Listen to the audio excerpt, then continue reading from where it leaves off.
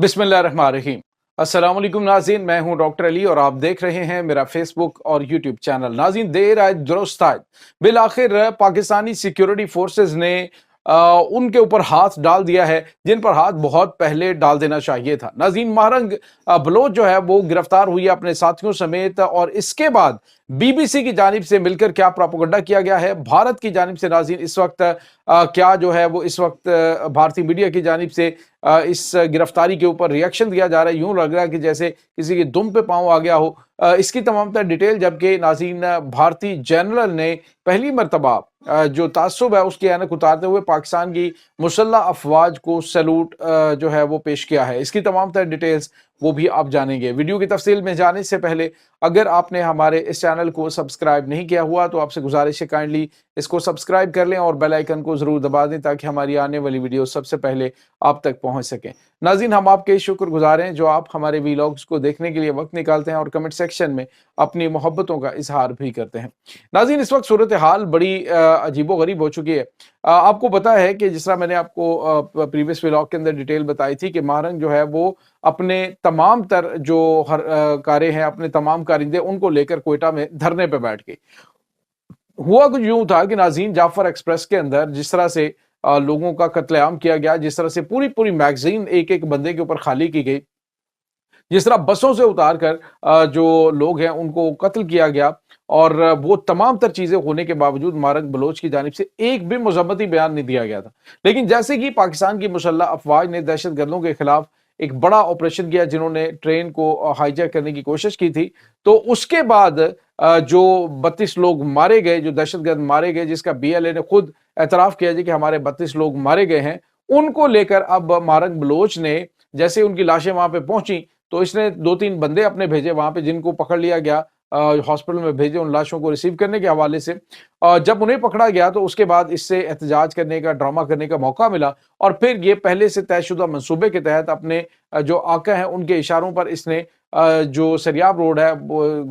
उसको बिल्कुल बंद कर दिया, और बंद करके आसपास के इलाकों के अंदर भी ट्रैफिक को मुअत्तल करने के इसने अपने तमाम जो कारिंदे हैं उनको हुक्म दिया। और नाज़रीन, उसके साथ ही जो बदअमनी और बदनज़मी जो है फैलना शुरू हो गई। नाज़रीन, यहाँ पे आपको ये बताते चलें कि इनकी जानिब से वावेला किया गया जी कि हमारे लोगों के ऊपर एहतजाज के दौरान जो है वो गन फायर किया गया। हालांकि गन्स इनके पास थी, हालांकि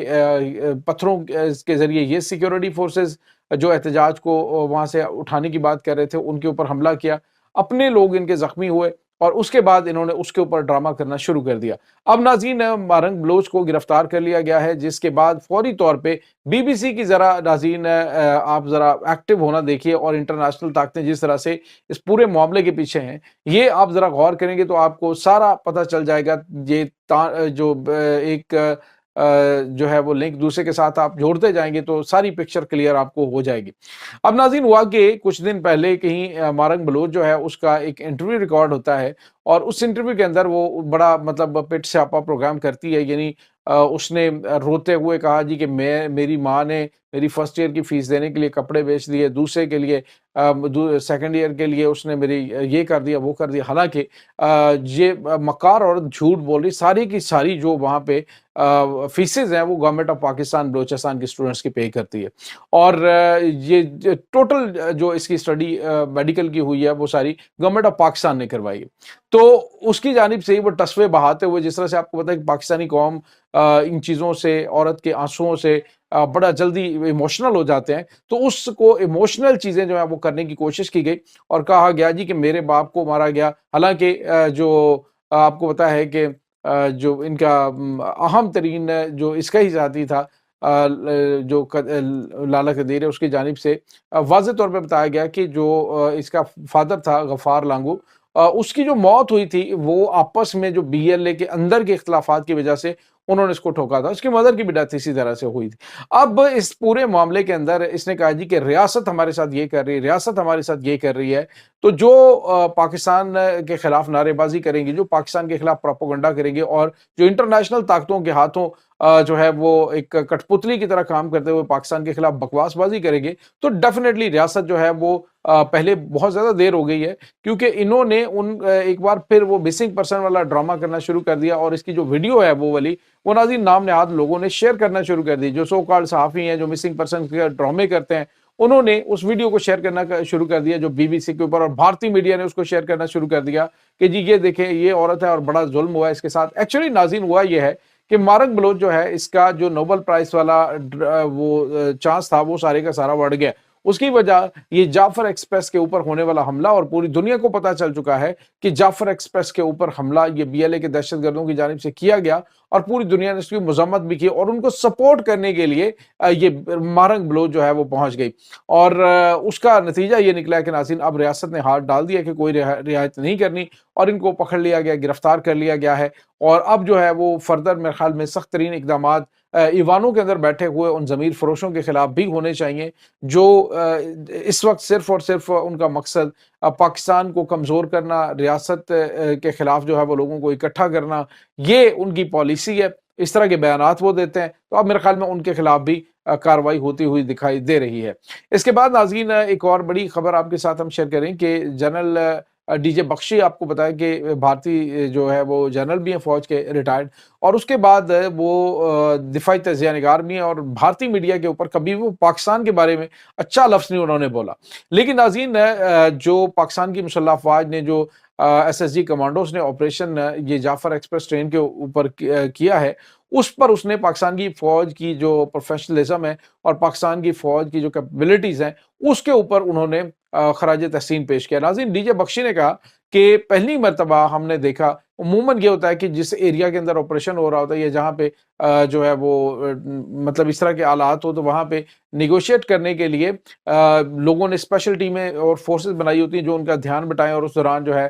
وہ کیا کیا جاتا ہے کہ آپریشن بھی ہو رہا ہو تو وہ ان کے ساتھ بات چیت کے چکر میں ان کو انگیج کرتے ہیں۔ لیکن پاکستان نے واضح طور پہ ان کو پیغام دیا کہ پاکستان کسی قسم کی کوئی نیگوسیشن دہشت گردوں کے ساتھ نہیں کرے گا۔ انہوں نے کہا کہ حد ہے کہ 200 تابوت جو ہیں وہ وہاں سے اعلانیہ دن کی روشنی کے اندر کیمروں کی موجودگی میں روانہ کیے جاتے ہیں، اور میسج دیا جاتا ہے دہشت گردوں کا کہ اگر تم کہہ رہے ہو کہ ہم 200 فوجیوں کو رہا کروانے کے لیے نیگوسیشن کریں گے تو ہم تمہارے ساتھ کوئی مذاکرات نہیں کریں گے، ہم تمہارے خلاف جنگ کر رہے ہیں اور تمہارے خلاف آپریشن ہوگا، نیگوسیشن کی کوئی بات نہیں۔ اور ناظرین اس کے بعد اس نے کہا جی کہ جتنی پرفیکشن کے ساتھ Pakistani S S G commandos نے یہ آپریشن کنڈکٹ کیا، یعنی کوئی کسی کو انگیج نہیں کیا، واضح طور پہ پیغام دے دیا گیا۔ حالانکہ عموماً اس طرح ہوتا ہے کہ جب اس طرح کی آپریشن کی طرف جانا ہو تو رات کے اندھیرے میں کہیں تابوت وغیرہ بھیجے جاتے ہیں، لیکن دن کے اجالے میں بھیج کر یہ میسج دیا گیا کہ یہ جو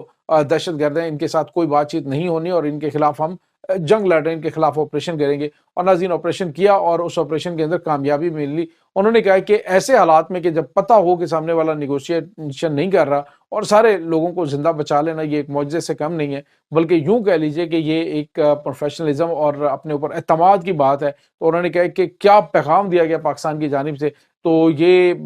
ناظرین بہت بڑا اعزاز ہے۔ اور انہوں نے کہا کہ یہ پروفیشنلزم ہے پاکستانی مسلح افواج کا کہ انہیں یقین تھا اس بات کا کہ ہم اپنے فوجی جو ہیں ان کو آزاد کروا لیں گے۔ تو یہ ناظرین اس وقت تازہ ترین اپڈیٹس ہیں۔ اس تمام صورتحال کے بارے میں آپ کا کیا کہنا ہے؟ کمنٹ سیکشن میں اپنے خیالات کا اظہار ضرور کیجیے گا۔ انشاءاللہ بہت جلد ملتے ہیں ایک نئی ویڈیو میں، تب تک کے لیے اپنا بہت سارا خیال رکھیے گا۔